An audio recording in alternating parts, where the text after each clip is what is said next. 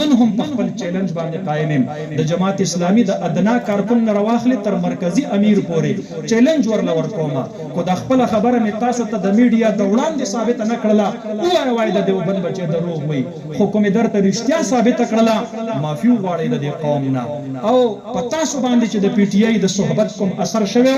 باغی باندې د قوم نه معافي غواړي ولې خاموش یي جماعت اسلامي او قانون په اسمبلی کې پیش کړی وو او د هغه قانون پس منظر در توایما چې په سن 2007 کې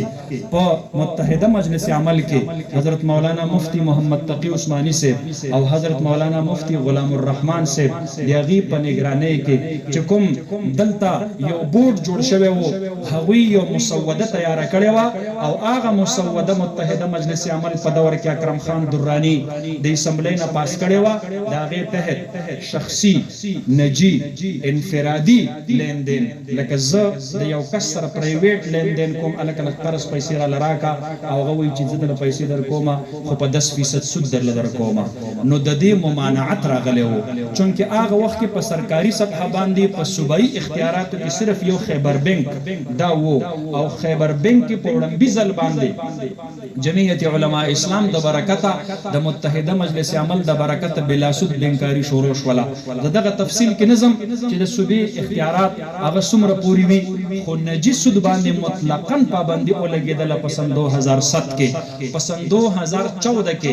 په 14 اپریل باندې جناب سراج الحق صاحب په اسمبلی کې یو قانون پیش کړي ما سره چې ملګریو نو د سود خلاف وو مطلقاً سود باندې د پابندۍ دغه په حمایت کې جماعت اسلامي ووټ ورکړو پی ټی آی سره چې کله ملګری شو یوازې دانه چې د سود محافظ شو بلکې د سود داغه د جواز مدعی جوړ شو او هغه مسوده نن هم د صوبایي اسمبلی په ویب سټ باندې موجوده ده ما نه مغواړي اوس تاسو لینک ورکړئ د صوبایي اسمبلی د ویب سټ او پاغي باندې وګورئ نو په هغه کې پروهیبیشن اف یوزوریس لونز په نوم باندې یو قانوني مسوده جناب سراج الحق سے په دستخط باندې په صوبایي اسمبلی کې پیش کړل شو د هغه مسودې اخیرنه جز درته وایم هغه کې سلی کلی دي هغه کې دایلی کلی دي 2007 کې متحده مجلس عمل چې کوم قانون پاس کړو چې په نجس سود به مطلقاً پابندي وي هغه قانون هغه د ختم کړل شي او چې کوم مناسب سود دی هغه الاو کړل شي البته ظالمانه شرح سود دی منع کړل شي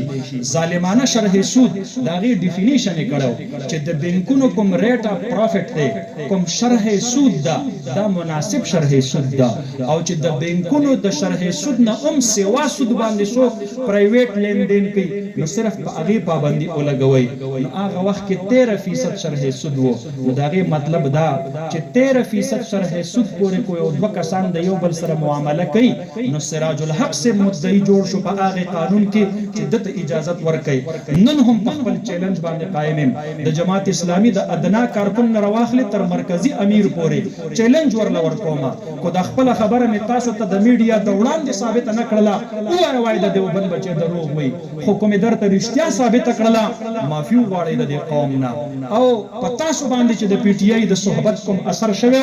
باغی باندې د قوم نه معافي غواړي ولې خاموش یي